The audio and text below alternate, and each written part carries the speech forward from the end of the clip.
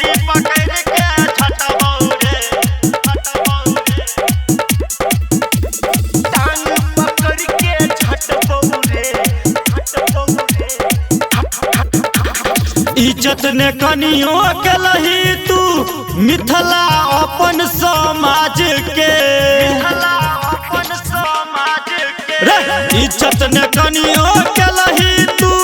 मिथिला अपन समाज के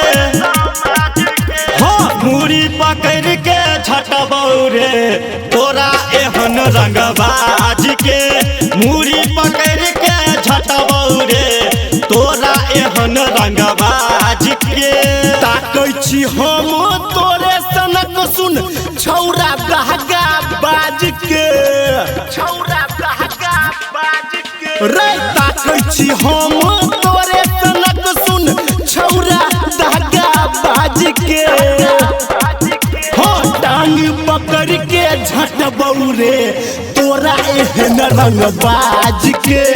टांग पकड़ के झटबौ रे तोरा एहन रंगबाज के माँ गायत्री रिकॉर्डिंग स्टूडियो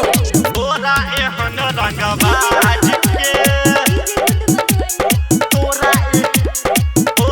एहन रंगबाज के तोहर संस्कार अहिना झलकै छौ रे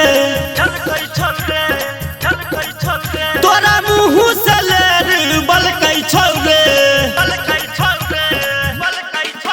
तोहर संस्कार अहिना झलकै छौ रे तोरा मुँह से लेर बलकै छौ रे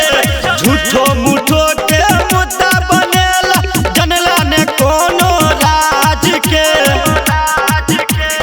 मुरी पकड़ के झटबौ रे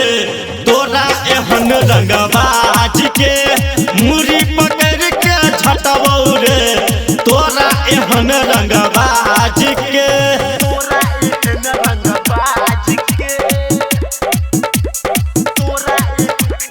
तोरा एहन रंगबाज के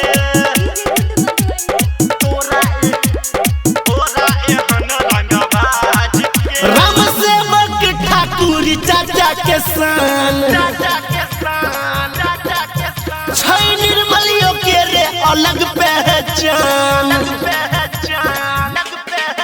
राम सेवक ठाकुर चाचा के सान छै निर्मलियों के रे अलग पहचान करन सवरिया निकू निराला जाने छो तोरा भाज के